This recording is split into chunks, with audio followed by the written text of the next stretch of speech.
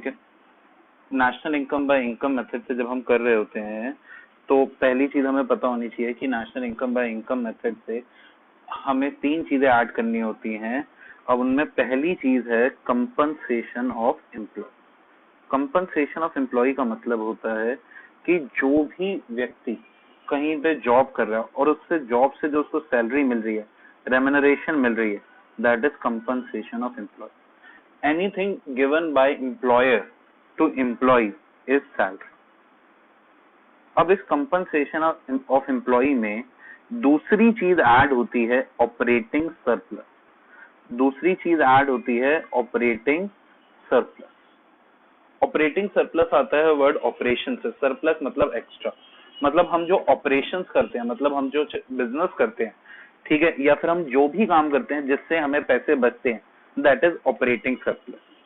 और operating surplus को एक नाम और दिया जाता है जो कि ज्यादा एविडेंट और ज्यादा अच्छा नाम है, that is income from property and entrepreneurship. Income from property और एंटरप्रेन्योरशिप। और तीसरी चीज जो हम ऐड करते हैं जिससे हमें एनडीबीएडएससी मिलता है, that is mixed income of self employ. Sir हमें कंपनसेशन ऑफ एम्प्लॉय समझ आता है कि एक एम्प्लॉय जॉब कर रहा है, उसे सैलरी मिल रही है, that is compensation of employ. Operating surplus समझ आता है बिजनेस की कमाई। ये mixed income of self employed है, ये सबका मिक्सचर है।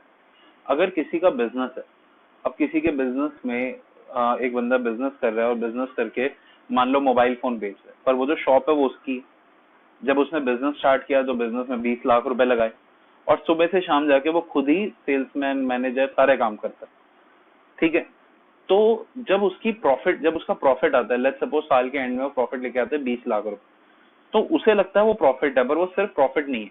उस 20 लाख में उस शॉप का रेंट भी है, उस 20 लाख में उसकी एक सैलरी भी है, जो वो क्या कहते हैं एज अ एम्प्लॉय वहां पे वर्क कर रहा था, एज अ मैनेजर वहां पे वर्क कर रहा था, ठीक है। वो रेंट भी है उस दुकान का, साथ में जो उसने 20 लाख रुपए लगाए थे उस कैपिटल का क्या कहते हैं इंटरेस्ट भी है जब उसने बिजनेस शुरू करा था, ठीक है। तो ये सारी चीजें mixed income of self employed में आ जाती है।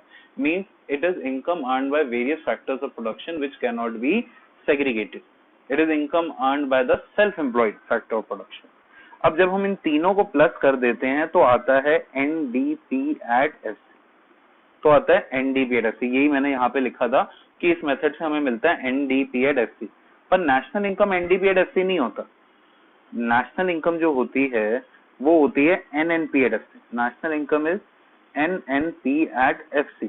तो हमें अगर एनडीपीएफसी से एनएनपीएफसी तक पहुंचना है तो नेट से नेट तो कुछ करना नहीं, डोमेस्टिक से नेशनल करना है। क्या करना है? प्लस एनएफआई, एनएनपीएफसी आ जाएगा। और फिर भी मैं कहता हूँ इस फॉर्मूले से एनडीपीएफसी निकलता है। अब आपको क्या निकालना है वो तो डिपेंड करता है क्वेश्चन पे। आपसे वो जीडीपीएमपी भी मांग सकते हैं तो आप एनडीपीएफसी से जीडीपीएमपी पहुंच जाओगे। मांगने को तो वो आपसे जीएनपीएमपी भी मांग सकते हैं, ठीक है। चलो वो एक दूसरी बात है। अब हम फॉर्मूले पे दोबारा वापस आते हैं। अब compensation of employ, compensation of employ question में डायरेक्टली गिवन हो तो आप भैया डेस्क पे खड़े होकर भंगड़ा कर लो, पर डायरेक्टली गिवन नहीं होती। जिंदगी में सब चीजें इतनी आसान नहीं होती। तो अगर कंपनसेशन ऑफ एम्प्लॉय नहीं गिवन तो उसको कैसे निकालते हैं? सैलरी और वेजेस इन कैश दिया होगा, मतलब जो कैश में रेम्यूनरेशन मिलती है, सैलरी और वेजेस इन काइंड। काइंड माने चीजी। अब जॉब करते हुए कुछ चीजें भी तो मिलती हैं, चीजियां। क्या क्या मिलती है? गाड़ी मिल जाती है, घर मिल जाता है, बंगला मिल जाता है, गैस कनेक्शन मिल जाता है, इलेक्ट्रिसिटी मिल जाती है, मेडिकल फैसिलिटी मिल जाती है, बच्चों की पढ़ाई के पैसे मिल जाते हैं। और तीसरी चीज, employers contribution towards social security scheme. Employer contribution towards social security. अब employer contribution towards social security scheme क्या होता है? अब जैसे देखो, एक एम्प्लॉयर है, एक एम्प्लॉई है, एम्प्लॉयर एम्प्लॉई को सैलरी दे रहा है 10,000, ठीक है, और उसकी सैलरी में से 1,000 रुपए जा रहा है प्रोविडेंट फंड।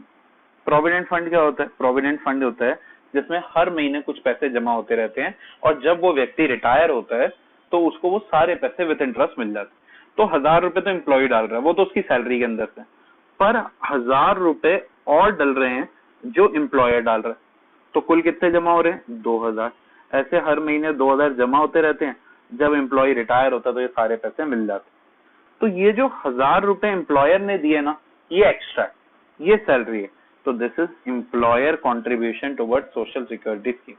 अब मेरी बात ध्यान से सुनो, एग्जाम में क्वेश्चन आएगा एम्प्लॉय कॉन्ट्रीब्यूशन दे रखा हो तो मैं कंफ्यूज करने के लिए, तो कंफ्यूज मत हो जाना, हमें सिर्फ एम्प्लॉयर कॉन्ट्रीब्यूशन लेना है, एम्प्लॉय कॉन्ट्रीब्यूशन नहीं लेना। सर हमेशा ऐसा होगा ना कि गिवन होगा कि employer contribution towards social security scheme, ना बेटा ना, दुनिया इतनी अच्छी नहीं है। सोशल सिक्योरिटी स्कीम की जगह प्रोविडेंट फंड भी दिया हो सकता है। हाँ सर वो तो मैं समझ गया, अभी आपने एग्जांपल ही वही दिया, बेटा इंश्योरेंस फंड भी दिया हो सकता है। अच्छा, और भी कोई नाम हो सकता है? हाँ बेटा पेंशन फंड भी हो सकता है। और तो कोई नहीं होगा, ये काफी हो गए सर? नहीं, ESIC भी हो सकता है, एम्प्लॉय स्टेट इंश्योरेंस कॉर्पोरेशन। ठीक है, तो ये 4 चीजें हो सकती हैं, बट आज तक एग्जाम में employer contribution towards social security scheme ही आया है, एग्जामिनर कभी डिविएट नहीं करा है इस टॉपिक से। ठीक है, चलो आगे चलते हैं। ऑपरेटिंग सरप्लस मतलब ऑपरेशन से आने वाले पैसे, प्रॉपर्टी और एंटरप्रेन्योरशिप से आने वाले पैसे। तो इसमें होता है रेंट जो कमाती है प्रॉपर्टी, इसमें होता है इंटरेस्ट जो कमाती है प्रॉपर्टी। अच्छा, पहला सवाल आता है आप लोगों से, प्रॉपर्टी क्या होती है, किसी को पता है? बोलो बेटा बोलो। Does anybody know what is property? Property, yes, asset, any kind of right held, किसी भी प्रकार का अधिकार। इसीलिए तीसरी चीज आती है रॉयल्टी। अब रॉयल्टी टेंजेबल एसेट नहीं है, समझ रहे हो, दिखता नहीं है एसेट। मेरी ये वीडियो है ना जो अभी साथ साथ रिकॉर्ड हो रही है, दैट्स माय रॉयल्टी। अब अगर कोई इसे ब्रेक करता है कि इसकी कॉपी कर लेता है, कुछ कर लेता है, I can sue him or her, that's my royalty. ठीक है, कि कोई किसी के मतलब इंटेंजेबल एसेट को भी नहीं कर सकता, बुक को कॉपी नहीं कर सकता, कॉपीराइट हो गया, तो दैट इज रॉयल्टी। रॉयल्टी से भी लोग पैसे कमाते हैं। ठीक है, अब जैसे जो ऑथर्स होते हैं बुक के, उन्हें कितना मिलता है? सिर्फ 8-10% पैसा मिलता है बुक का, बाकी पब्लिशर का होता है। और लास्ट में profit, rent, interest, royalty, profit. ठीक है, अच्छा अब प्रॉफिट भी ना, प्रॉफिट में भी गेम। प्रॉफिट आपको डायरेक्टली नहीं दिया होगा, प्रॉफिट डायरेक्टली दिया तो बहुत अच्छी बात, नहीं दिया तो प्रॉफिट के 3 पार्ट है। प्रॉफिट कमाते हो सबसे पहले किसको देते हो? मोदी जी को। कॉर्पोरेट टैक्स, कॉर्पोरेशन टैक्स, कुछ भी नाम दिया हो सकता है, कॉर्पोरेट टैक्स भी हो सकता है, कॉर्पोरेशन टैक्स भी हो सकता है, प्रॉफिट टैक्स भी हो सकता है। ठीक है, फिर पैसा क्या कहते हैं, टैक्स में दे दिया, फिर कुछ पैसा बिजनेस में लगाते हैं, that is retained earning. Retained earning को रिजर्व्स एंड सरप्लस भी कहते हैं, saving of private corporate sector भी कहते हैं। ठीक है, अनडिस्ट्रीब्यूटेड प्रॉफिट भी कहते हैं। ठीक है, ये अलग अलग नाम। और लास्ट, जब पैसा बच जाता है तो जो घर ले आते हैं, डिविडेंड। अब देखो, अगर आपको प्रॉफिट नहीं दिया तो 1 2 3 प्लस करो, डिविडेंड आ जाए, फिर प्रॉफिट आ गया, प्रॉफिट आ जाएगा। अब प्रॉफिट, रॉयल्टी, इंटरेस्ट, रेंट को ऐड करो, क्या आ जाएगा?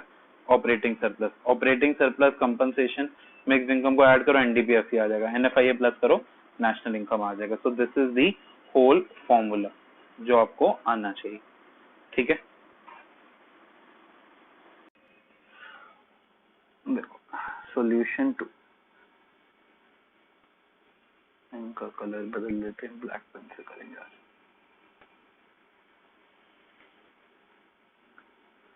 Solution to question number 9 is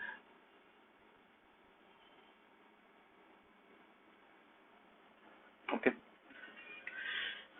Solution to question number 9 is, हमें क्या कंप्यूट करना है? National income by income method.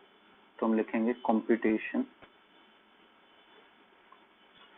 Of national income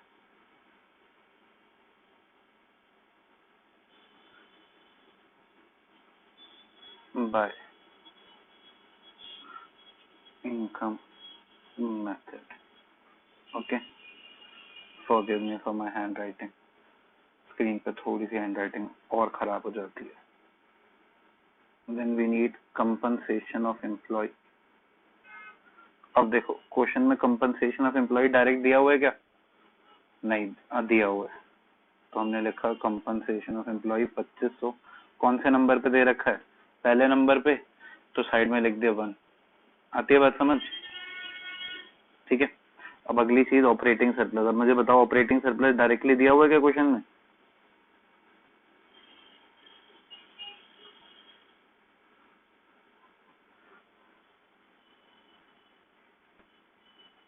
operating surplus नहीं दिया हुआ. उसके पार्ट होते हैं कौन कौन से? Rent, interest, royalty. Royalty question में है नहीं. प्रॉफिट. रेंट कितना है? रेंट 200. बेटा मुझे पूरा आंसर याद है, ठीक है, कम से कम मैं 700-800 बारी कर चुका हूँ क्वेश्चन. इंटरेस्ट कितना है? 150. प्रॉफिट कितना है? 500. ठीक है, 850 हो गया. बट हमें यहाँ पे लिखना है रेंट 5th नंबर पे है, इंटरेस्ट 10th नंबर पे है, और प्रॉफिट हमारा 3rd नंबर पे. अब हमें तीसरी चीज क्या चाहिए? शायद जरूरी होगा, इसीलिए मैं ये लिख रहा हूँ. और शायद मैंने बताया था कि क्वेश्चन ऐसे ही करना है जैसे मैं कर रहा हूँ. Max income of self employed कितनी है बच्चों बताओ? 450. कौन से नंबर पे दिया हुआ है? 6. इनको प्लस करो, कितना आया? 3800. NDP at FC. हमें क्या चाहिए? NNP at FC. क्या ऐड करना पड़ेगा? नफिया. क्वेश्चन में नफिया कितना है? -50. 375. नफिया कितने नंबर पे दिया हुआ है? 11th number. बताओ जी, आती है बात समझ में?